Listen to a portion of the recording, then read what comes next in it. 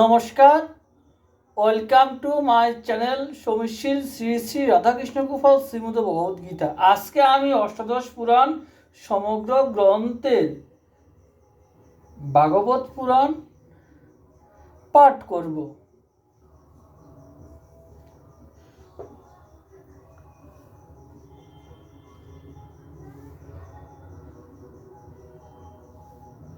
এটি দ্বাদশ স্কন্ধে বিভক্ত।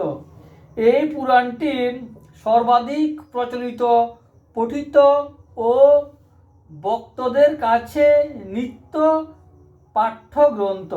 এর প্রথম স্কন্ধে সুত সমীপে ঋষিদিগের আগমন, ব্যাসচরিত বর্ণন, পরীক্ষিত উপাখ্যান কথিত হয়েছে। দ্বিতীয় স্কন্ধে পরীক্ষিতের নিকট সুখদেবের আগমন, ব্রহ্মনারদ সংবাদ, অবতার কথন, পুরাণ লক্ষণ ও সৃষ্টি প্রভৃতি বর্ণিত রয়েছে। তৃতীয় স্কন্ধে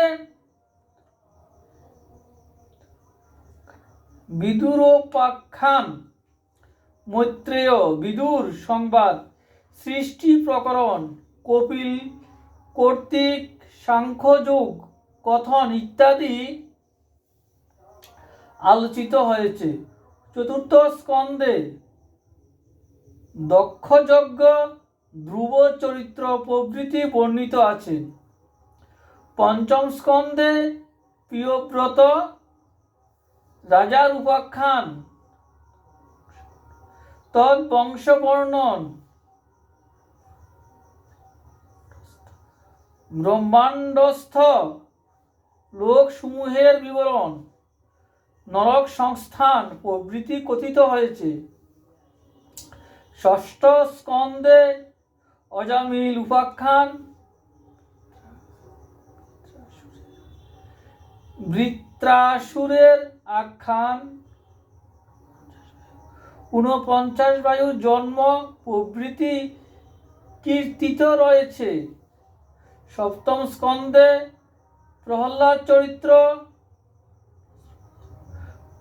বর্ণাশ্রম ধর্ম, বাসনা ও কর্ম আলোচনা হয়েছে। অষ্টম স্কন্ধে গজেন্দ্র, মোক্ষণ, মনন্তর, নিরূপণ, সমুদ্র মন্থন,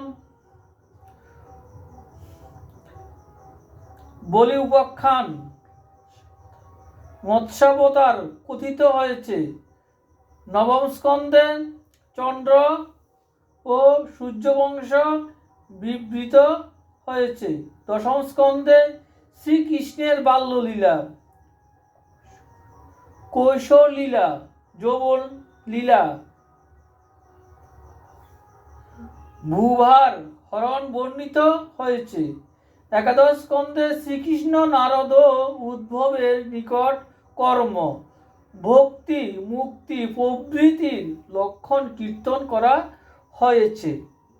দ্বাদশ স্কন্ধে ভবিষ্যৎ কলিযুগের বিবরণ, পরীক্ষিতের মোক্ষ লাভ ও মার্কণ্ডেয় তপস্যা ও হরিনামের মাহাত্ম্য বর্ণিত হয়েছে।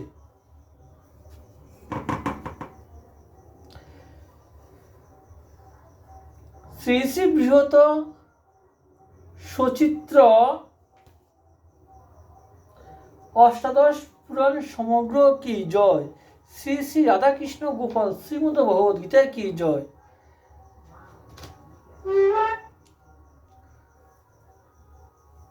নতুন বৎসরে আপনারা সবাই ভালো থাকবেন। আমার এই ভিডিওটি ভালো লাগলে আপনারা লাইক কমেন্ট শেয়ার করবেন। রাধে কৃষ্ণ, রাধে কৃষ্ণ, রাধে কৃষ্ণ।